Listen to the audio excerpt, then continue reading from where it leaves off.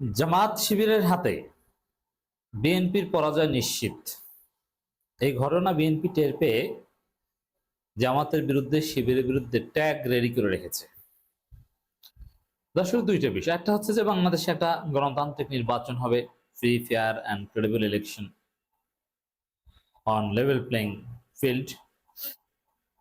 সেখানে একটা দল জিতবে, একটা দল বিরোধী দল হবে।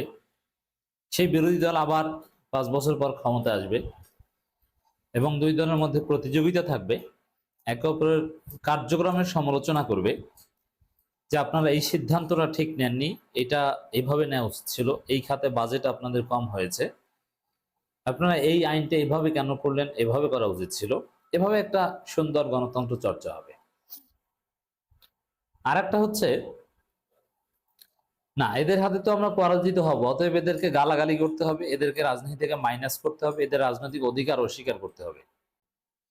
কারণ এরা হচ্ছে সৎ রাজনীতি করে আর আমরা হচ্ছে ধান্দাবাজি রাজনীতি করি। অতএব এই সততার সামনে আমাদের ধান্দাবাজি রাজনীতি টিকবে না। এজন্যে অন্যায়ভাবে তাদের উপর জুলুম করতে হবে। এটা একটা চিত্র। তো বিএনপি বেছে নিয়েছে দ্বিতীয়টা। প্রথমটা হচ্ছে স্বাভাবিক। এখন প্রথমটা বিএনপির পক্ষে সম্ভব নয়, কারণ বিএনপি তার সৎ গণতান্ত্রিক রাজনীতি করছে না। সততার ভিত্তিতে গণতান্ত্রিক রাজনীতি করলে বিএনপি এটা গ্রহণ করতো যে ঠিক আছে, একটা নির্বাচন হবে, হয় তারা ক্ষমতায়, নইলে আমরা ক্ষমতায়।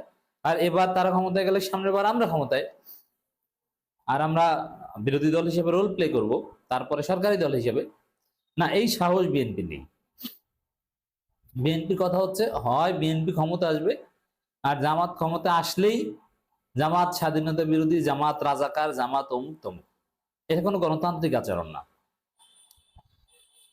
আপনি জামাতের বিরুদ্ধে রাজনীতি করবেন, জামাতের কার্যক্রমের সমালোচনা করবেন, কিন্তু স্বাধীনতা বিরোধী, রাজাকার এসব ফালতু কথা বলা, বুঝতে হবে যে আপনি গণতান্ত্রিক রেইসে স্বাভাবিক সততার প্রতিযোগিতায় জামাতের সাথে পারবেন না, আর এই কারণে এইসব উদ্ভট ট্যাগ আপনি গ্রহণ করছেন।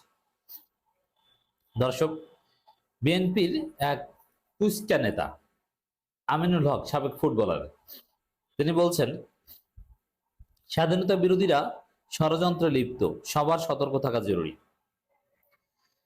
দর্শক, এই আমিনুল হক সম্পর্কে একটু বলে নিই।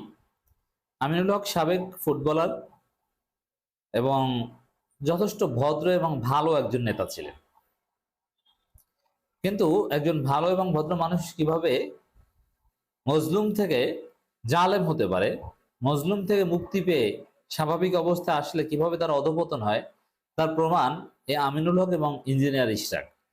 এই দুইজনেই তরুণ নেতা, দুইজনেই ফেসিবাদী আমলে ভালো ছিল, কিন্তু একটু অনুকূল পরিবেশ পেয়ে তারা বিরাট চাঁদাবাজ হয়ে উঠেছে।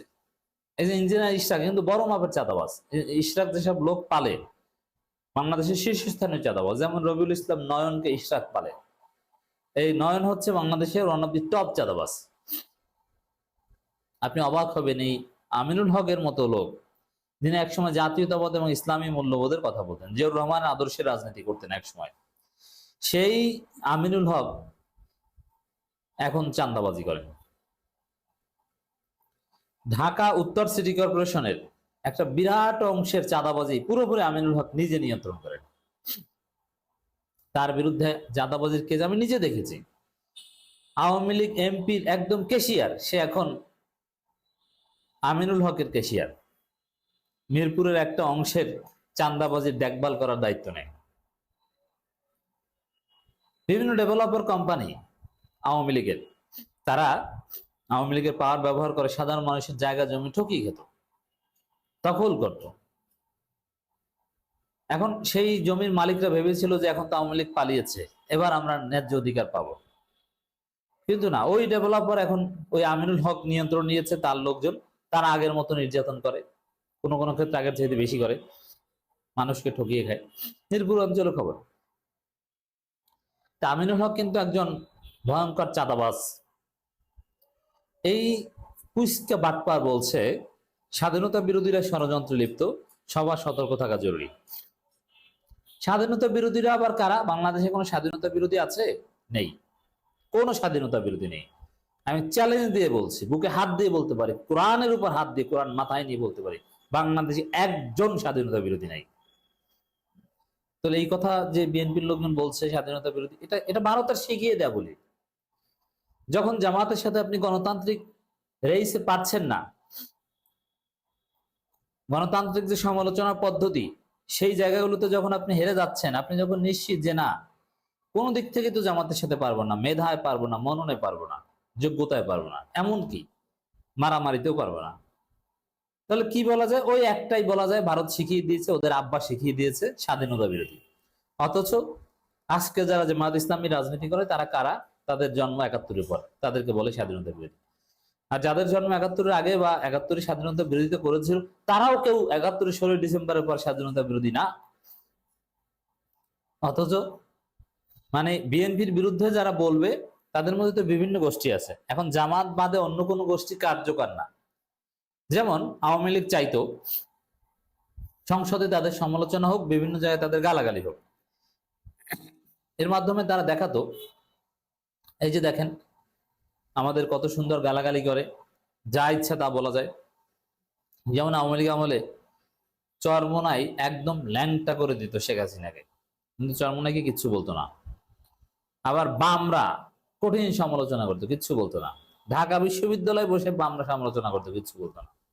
আরো বিভিন্ন জায়গায় ছোট ছোট কিছু দল প্রচুর সমালোচনা করতো, কিচ্ছু বলতো না, কারণ ওইগুলোই চাইতো। আবার সংসদে রুমিন ফারহানারে সমালোচনা করতো, কিচ্ছু বলতো না।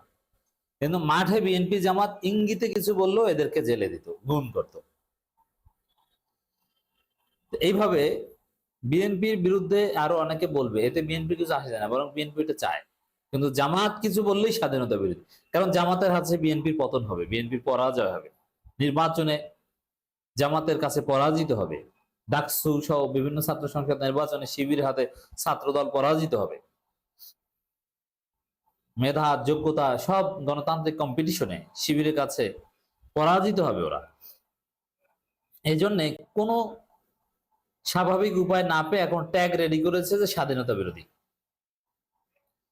এর ফলাফল হিসেবে আমি যেটা বলতে চাই, এই স্বাধীনতা বিরোধী রাজাকার এই সব উল্টা ট্যাগ দিয়ে জামাতকে যদি আওয়ামী লীগ রাজনৈতিকভাবে মোকাবেলা করতো, তাহলে আওয়ামী লীগ এভাবে পালাতে হতো না, তারা একটা ফেয়ার ইলেকশন দিলেই হতো। কিন্তু না, তারা সেদিকে যায়নি। তারা স্বাধীনতা বিরোধী রাজাকার, বাচ্চারা কি রাজাকার, রাজাকারের নাতিপুতি। ওই স্বাধীনতা বিরোধী রাজাকার এই ট্যাগ দিয়ে হাসিনা পালিয়েছে, আওয়ামী লীগ পালিয়েছে, আর বাংলাদেশের রাজনীতি ফিরতে পারবে না। বাংলাদেশের সংবিধানে আওয়ামী লীগকে সন্ত্রাসী হিসেবে লেখা হচ্ছে। অতএব বিএনপির পরিণতি ওইটাই হবে। বিএনপি যদি স্বাভাবিক গণতান্ত্রিক রেজ বাদ দিয়ে এই আমিনুল হক সহ এরা যেটা বলছে যে বিএনপির বিরোধিতা করলেই স্বাধীনতা বিরোধী ট্যাগ দাও, স্বাধীনতা